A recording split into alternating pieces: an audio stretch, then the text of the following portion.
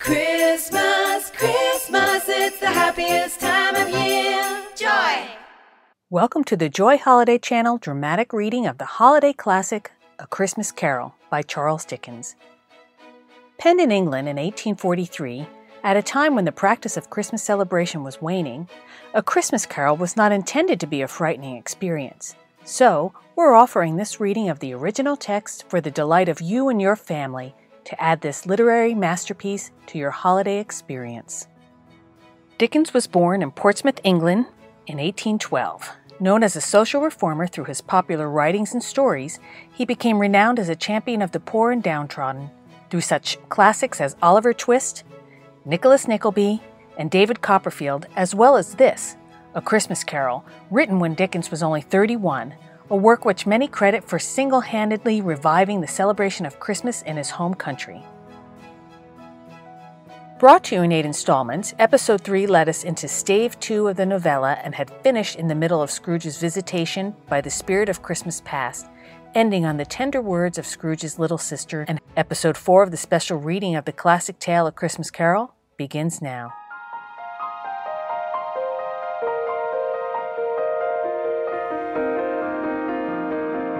Episode 4, Stave 2.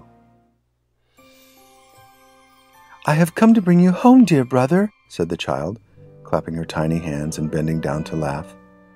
"To bring you home, home, home." "Home, little Fan?" returned the boy. "Yes," said the child, brimful of glee. "Home for good and all. Home for ever and ever. Father is so much kinder than he used to be that home's like heaven. He spoke so gently to me one dear night when I was going to bed that I was not afraid to ask him once more if you might come home. And he said, 'Yes, you should,' and sent me in a coach to bring you. And you're to be a man," said the child, opening her eyes, "and are never to come back here. But first, we're to be all together all Christmas long and have the merriest time in all the world." "You are quite a woman, little Fan," exclaimed the boy.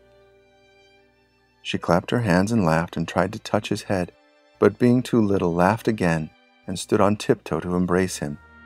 Then she began to drag him in her childish eagerness towards the door, and he, nothing loth to go, accompanied her. A terrible voice in the hall cried, "Bring down Master Scrooge's box there!" And in the hall appeared the schoolmaster himself, who glared on Master Scrooge with a ferocious condescension, and threw him into a dreadful state of mind by shaking hands with him. He then conveyed him and his sister into the veriest old well of a shivering best parlor that ever was seen, where the maps upon the wall and the celestial and terrestrial globes in the windows were waxy with cold. Here he produced a decanter of curiously light wine and a block of curiously heavy cake, and administered installments of those dainties to the young people, at the same time sending out a meager servant to offer a glass of something to the postboy, who answered that he thanked the gentleman, but if it was the same tap as he had tasted before, he had rather not. Master Scrooge's trunk being by this time tied on the top of the chaise, the children bade the schoolmaster good-bye right willingly, and getting into it, drove gaily down the garden sweep, the quick wheels dashing the hoar-frost and snow from all the dark leaves of the evergreens like spray.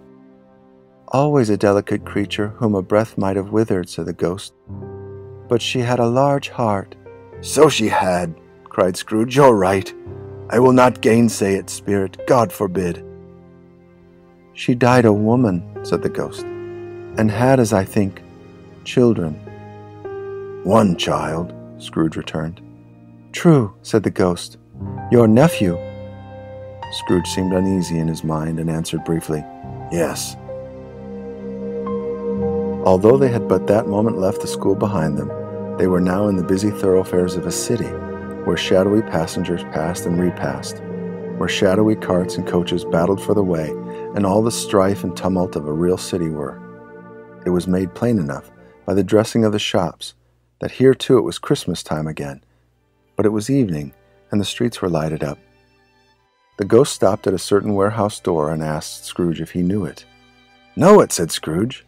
"Was I apprenticed here?" They went in. At sight of an old gentleman in a Welsh wig, sitting behind a high desk, that if he had been 2 inches taller he must have knocked his head against the ceiling, Scrooge cried in excitement, "Why, it's old Fezziwig! Bless his heart, it's Fezziwig alive again! Old Fezziwig laid down his pen and looked up at the clock, which pointed to the hour of 7. He rubbed his hands, adjusted his capacious waistcoat, and laughed all over himself, from his shoes to his organ of benevolence, and called out in a comfortable, oily, rich, fat, jovial voice, "Yo-ho there, Ebenezer! Dick!" Scrooge's former self, now a grown young man, came briskly in, accompanied by his fellow prentice. "Dick Wilkins, to be sure," said Scrooge to the ghost. "Bless me, yes, there he is. He was very much attached to me, was Dick. Poor Dick. Dear, dear." "Yo-ho, boys," said Fezziwig. "No more work tonight. Christmas Eve, Dick. Christmas, Ebenezer. Let's have the shutters up," cried old Fezziwig with a sharp clap of his hands, "before a man can say Jack Robinson." You wouldn't believe how those two fellows went at it. They charged into the street with the shutters. 1, 2, 3 had 'em up in places. 4, 5, 6 barred 'em and pinned 'em. 7, 8, 9 and came back before you could have got to 12, panting like racehorses. "Hilly-ho!" cried old Fezziwig, skipping down from the high desk with wonderful agility. "Clear away, my lads, and let's have lots of room here. Hilly-ho, Dick! Cheer up, Ebenezer!" Clear away, there was nothing they wouldn't have cleared away or couldn't have cleared away with old Fezziwig looking on. It was done in a minute. Every movable was packed off as if it were dismissed from public life forevermore. The floor was swept and watered, the lamps were trimmed, fuel was heaped upon the fire, and the warehouse was as snug and warm and dry and bright a ballroom as you would see upon a winter's night. In came a fiddler with a music book, and went up to the lofty desk and made an orchestra of it, and tooed like 50 stomach aches. In came Mrs. Fezziwig, one vast substantial smile. In came the 3 Miss Fezziwigs, beaming and lovable. In came the 6 young followers whose hearts they broke. In came all the young men and women employed in the business. In came the housemaid with her cousin the baker. In came the cook with her brother's particular friend, the milkman. In came the boy from over the way, who was suspected of not having bored enough from his master, trying to hide himself behind the girl from next door, but one who was proved to have had her ears pulled by her mistress. In they all came, one after another, some shyly, some boldly, some gracefully, some awkwardly, some pushing, some pulling. In they all came anyhow and everyhow. Away they all went, 20 couple at once, hands half round and back again the other way, down the middle and up again, round and round in various stages of affectionate grouping, old top couple always turning up in the wrong place, new top couple starting off again as soon as they got there, all top couples at last, and not a bottom one to help them. When this result was brought about, old Fezziwig, clapping his hands to stop the dance, cried out, "Well done!" And the fiddler plunged his hot face into a pot of porter, especially provided for that purpose. But scorning rest upon his reappearance, he instantly began again, though there were no dancers yet, as if the other fiddler had been carried home exhausted on a shutter, and he were a brand new man resolved to beat him out of sight or perish. There were more dances, and there were forfeits, and more dances, and there was cake, and there was negus, and there was a great piece of cold roast, and there was a great piece of cold boiled, and there were mince pies, and plenty of beer. But the great effect of the evening came after the roast and boiled, when the fiddler, an artful dog, mind, the sort of man who knew his business better than you or I could have told it to him, struck up Sir Roger de Coverley. Then old Fezziwig stood out to dance with Mrs. Fezziwig. Top couple, too, with a good stiff piece of work cut out for them, 3 or 4 and 20 pair of partners, people who were not to be trifled with, people who would dance and had no notion of walking. But if they had been twice as many, 4 times, old Fezziwig would have been a match for them, and so would Mrs. Fezziwig. As to her, she was worthy to be his partner in every sense of the term. If that's not high praise, tell me higher, and I'll use it. A positive light appeared to issue from Fezziwig's calves. They shone in every part of the dance like moons. You couldn't have predicted, at any given time, what would have become of them next. And when old Fezziwig and Mrs. Fezziwig had gone all through the dance, advance and retire, both hands to your partner, bow and curtsy, corkscrew, thread the needle and back again to your place, Fezziwig cut so deftly that he appeared to wink with his legs, and came upon his feet again without a stagger. When the clock struck 11, this domestic ball broke up. Mr. and Mrs. Fezziwig took their stations, one on either side of the door, and shaking hands with every person individually as he or she went out, wished him or her a Merry Christmas. When everybody had retired but the 2 apprentices, they did the same to them, and thus the cheerful voices died away, and the lads were left to their beds, which were under a counter in the back shop. During the whole of this time, Scrooge had acted like a man out of his wits. His heart and soul were in the scene, and with his former self. He corroborated everything, remembered everything, enjoyed everything, and underwent the strangest agitation. It was not until now, when the bright faces of his former self and Dick were turned from them, that he remembered the ghost, and became conscious that it was looking full upon him, while the light upon its head burnt very clear. "A small matter," said the ghost, "to make these silly folks so full of gratitude." "Small?" echoed Scrooge. The spirit signed to him to listen to the 2 apprentices, who were pouring out their hearts in praise of Fezziwig, and when he had done so, said, "Why is it not? He has spent but a few pounds of your mortal money, 3 or 4 perhaps. Is that so much that he deserves this praise?" It isn't that," said Scrooge, heated by the remark, and speaking unconsciously like his former, not his latter self. "It isn't that, Spirit. He has the power to render us happy or unhappy, to make our service light or burdensome, a pleasure or a toil. Say that his power lies in words and looks, in things so slight and insignificant that it is impossible to add and count 'em up. What then? The happiness he gives is quite as great as if it cost a fortune." He felt the spirit's glance and stopped. "What is the matter?" asked the ghost. "Nothing particular," said Scrooge. "Something, I think," the ghost insisted. "No," said Scrooge. "No. I should like to be able to say a word or 2 to my clerk just now, that's all." His former self turned down the lamps as he gave utterance to the wish, and Scrooge and the ghost stood again side by side in the open air. "My time grows short," observed the spirit. "Quick!" This was not addressed to Scrooge or to anyone whom he could see, but it produced an immediate effect. For again Scrooge saw himself. He was older now, a man in the prime of life. His face had not the harsh and rigid lines of later years, but it had begun to wear the signs of care and avarice. There was an eager, greedy, restless motion in the eye, which showed the passion that had taken root, and where the shadow of the growing tree would fall. He was not alone, but sat by the side of a fair young girl in a mourning dress, in whose eyes there were tears, which sparkled in the light that shone out of the ghost of Christmas past. "It matters little," she said softly. "To you, very little. Another idol has displaced me, and if it can cheer and comfort you in time to come, as I would have tried to do, I have no just cause to grieve." "What idol has displaced you?" he rejoined. "A golden one." "This is the even-handed dealing of the world," he said. "There is nothing on which it is so hard as poverty, and there is nothing it professes to condemn with such severity as the pursuit of wealth."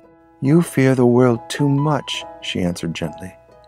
"All your other hopes have merged into the hope of being beyond the chance of its sordid reproach. I have seen your nobler aspirations fall off one by one, until the master passion, gain, engrosses you. Have I not?" "What then?" he retorted. "Even if I have grown so much wiser, what then? I am not changed towards you, am I?" She shook her head. "Our contract is an old one. It was made when we were both poor and content to be so, until in good season we could improve our worldly fortune by our patient industry. You are changed. When it was made, you were another man." "I was a boy," he said impatiently. "Your own feeling tells you that you are not what you are," she returned. "I am. That which promised happiness when we were one in heart is fraught with misery now that we are two. How often and how keenly have I thought of this, I will not say. It is enough that I have thought of it and can release you." "Have I ever sought release?" "In words, no, never." "In what then?" "In a changed nature, in an altered spirit, in another atmosphere of life, another hope as its great end, in everything that made my love of any worth or value in your sight. If this had never been between us," said the girl, looking mildly, but with steadiness upon him, "tell me, Would you seek me out and try to win me now? Ah, no. He seemed to yield to the justice of this supposition in spite of himself. But he said with a struggle, You think not? I would gladly think otherwise if I could, she answered. Heaven knows, when I have learned a truth like this, I know how strong and irresistible it must be. But if you were free today, tomorrow, yesterday, can even I believe that you would choose a dowerless girl? You, who in your very confidence with her weigh everything by gain, or choosing her, if for a moment you are false enough to your one guiding principle to do so, do I not know that your repentance and regret would surely follow? I do, and I release you with a full heart for the love of him you once were. He was about to speak, but with her head turned from him, she resumed, You may. The memory of what is past half makes me hope you will have pain in this, a very, very brief time, and you will dismiss the recollection of it gladly as an unprofitable dream from which it happened well that you awoke. May you be happy in the life you have chosen. She left him, and they parted. Spirit, said Scrooge, show me no more. Conduct me home. Why do you delight to torture me? One shadow more, exclaimed the ghost. No more, cried Scrooge. No more. I don't wish to see it. Show me no more. But the relentless ghost pinioned him in both his arms and forced him to observe what happened next. They were in another scene and place, a room not very large or handsome, but full of comfort. Near to the winter fire sat a beautiful young girl, so like that last that Scrooge believed it was the same until he saw her, now a comely matron, sitting opposite her daughter. The noise in this room was perfectly tumultuous, for there were more children there than Scrooge in his agitated state of mind could count, and unlike the celebrated herd in the poem, they were not 40 children conducting themselves like one, but every child was conducting itself like 40. The consequences were uproarious beyond belief, but no one seemed to care. On the contrary, the mother and daughter laughed heartily, and enjoyed it very much, and the latter, soon beginning to mingle in the sports, got pillaged by the young brigands most ruthlessly. What would I have not given to be one of them? Though I never could have been so rude, no, I wouldn't for the wealth of all the world have crushed that braided hair and torn it down, and for the precious little shoe I wouldn't have plucked it off, God bless my soul, to save my life. As to measuring her waist in sport as they did bold young brood, I couldn't have done it. I should have expected my arm to have grown round it for a punishment and never come straight again, and yet I should have dearly liked, I own, to have touched her lips, to have questioned her, that she might have opened them, to have looked upon the lashes of her downcast eyes and never raised a blush, to have let loose waves of hair, an inch of which would be a keepsake beyond price. In short, I should have liked, I do confess, to have had the lightest license of a child, and yet to have been man enough to know its value. But now a knocking at the door was heard, and such a rush immediately ensued that she, with laughing face and plundered dress, was borne towards it, the center of a flushed and boisterous group, just in time to greet the father, who came home attended by a man laden with Christmas toys and presents. Then the shouting and the struggling and the onslaught that was made on the defenseless porter, scaling in him with chairs for ladders to dive into his pockets, despoil him of brown paper parcels, hold on tight by his cravat, hug him round his neck, pommel his back, and kick his legs in irrepressible affection. The shouts of wonder and delight with which the development of every package was received. The terrible announcement that the baby had taken in the act of putting a dow's frying pan into his mouth and was more than suspected of having swallowed a fictitious turkey glued on a wooden platter. The immense relief of finding this a false alarm, the joy and gratitude and ecstasy, they are all indescribable alike. It is enough that by degrees the children and their emotions got out of the parlor, and by one stair at a time up the top of the house, where they went to bed, and so subsided. And now Scrooge looked on more attentively than ever, when the master of the house, having his daughter leaning fondly on him, sat down with her and her mother at his own fireside, and when he thought that such another creature, quite as graceful and as full of promise, might have called him father, and been a springtime in the haggard winter of his life, his sight grew very dim indeed. "Belle," said the husband, turning to his wife with a smile, "I saw an old friend of yours this afternoon."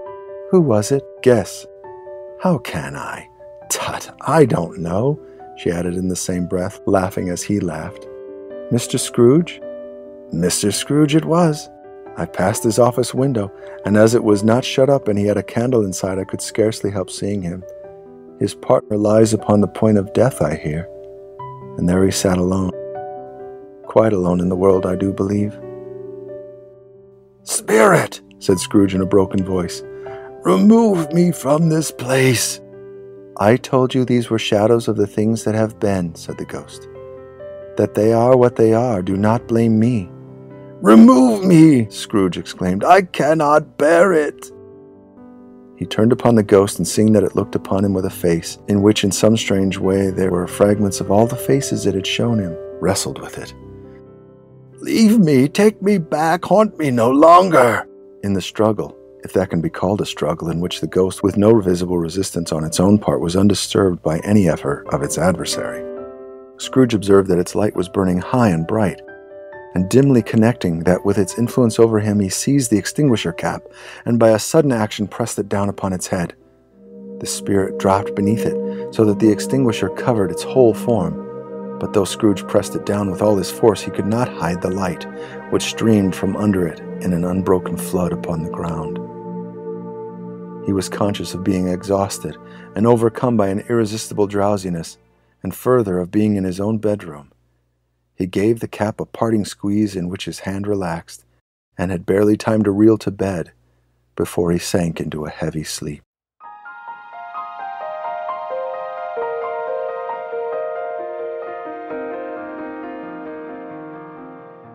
We hope you've enjoyed this enhanced reading of the 4th episode of Dickens' classic novella, A Christmas Carol. Please keep an eye out for Episode 5, which can be downloaded or enjoyed online on any of Joy Holiday Channel's platforms. Thanks for subscribing to the Joy Holiday Channel and Joy Holiday Radio, and for commenting and sharing via YouTube, Facebook, Twitter, and other social media platforms. Joy Holiday Channel, streaming happiness 365 days a year.